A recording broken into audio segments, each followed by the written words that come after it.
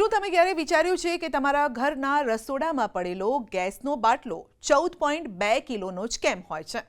14 કે 15 કિલોનો કેમ નહીં? 14.2 કિલો શું ગેસના બાટલાનું વજન છે કે પછી તેમાં ભરવામાં આવેલા ગેસનું? 99% લોકો આ વાત નથી જાણતા.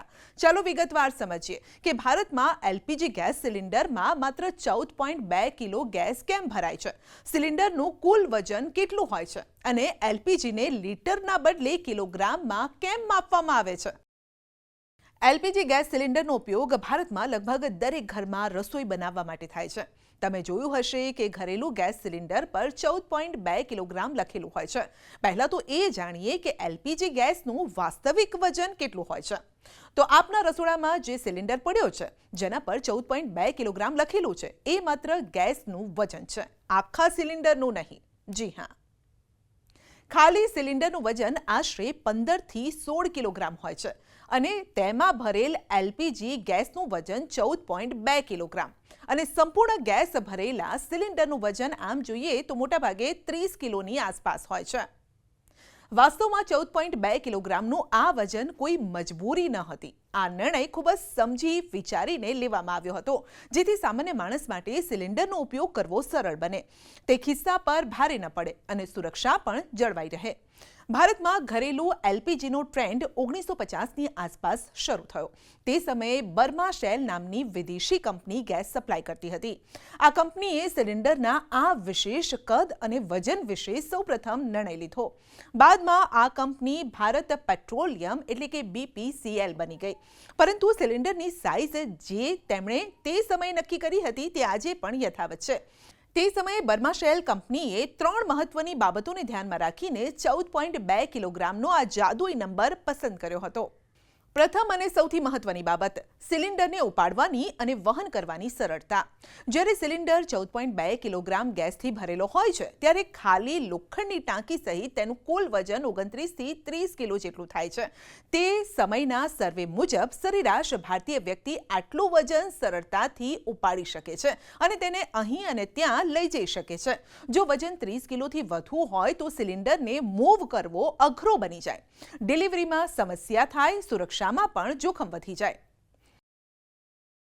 બીજું મોટું કારણ છે કુટુંબની જરૂરિયાત. તે સમયે નિષ્ણાતોએ ગણતરી કરી હતી કે મધ્યમ વર્ગના પરિવારમાં 1 મહિના માટે ખોરાક રાંધવા માટે કેટલો ગેસ ખર્ચ થાય. સંશોધનમાં જાણવા મળ્યું કે સામાન્ય પરિવાર માટે લગભગ 14 કિલો ગેસ આરામથી 30 થી 45 દિવસ સુધી ચાલી શકે છે. મતલબ કે એકવાર સિલિન્ડર આવ્યા પછી 1 મહિનાની રાહત. આ ઉપરાંત ગ્રાહકો માટે પણ સરળ બન્યું કે તેઓએ 1 મહિના સુધી સિલિન્ડર બુક કરવાની ઝંઝટ ન રહી. ઉપરાંત ગેસ કંપનીઓ માટે ડિલિવરીનું કામ સરળ થયું, કારણ કે તેઓ જાણતા હતા કે કેટલા દિવસ પછી કયા ઘરમાં સિલિન્ડરની જરૂર પડશે. ત્રીજું અને સૌથી મહત્વનું કારણ ટેકનિકલ હતું. આ સિલિન્ડરની સલામતી અને મજબૂતાઈ બંને સાથે સંબંધ ધરાવે છે. આપણે જાણીએ છીએ કે એલપીજી સિલિન્ડરની અંદર ગેસ ખૂબ ઊંચા દબાણ સાથે ભરાય છે. ગેસના આ દબાણનો સામનો કરવા માટે લોખંડની ટાંકીની દિવાલો ચોક્કસ જાડાઈની બનેલી હોય છે.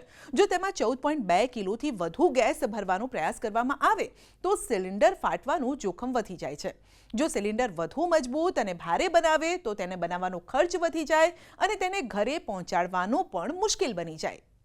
બીજી મહત્વની વાત એ છે કે સિલિન્ડરમાં ગેસ સંપૂર્ણ રીતે નથી ભરાતો, કારણ કે એલપીજી એ વાસ્તવમાં પ્રોપેન અને બ્યુટેન 2 વાયુઓનું મિશ્રણ છે. આ બંને વાયુઓનું વજન અને ઘનતા અલગ અલગ હોય છે. તેનો ગુણોત્તર પણ મોસમના આધારે થોડો બદલાય છે. જ્યારે તાપમાન વધે છે ત્યારે ગેસ વિસ્તરે છે અને માટે એક બોટલમાં 80 થી 85% પ્રવાહી એલપીજીથી ભરેલું હોય છે. ગેસના વિસ્તરણ માટે બાકીનો ભાગ ખાલી રાખવામાં આવે છે. ભારતમાં અન્ય પ્રકારના એલપીજી સિલિન્ડરો પણ ઉપયોગમાં લેવાય છે.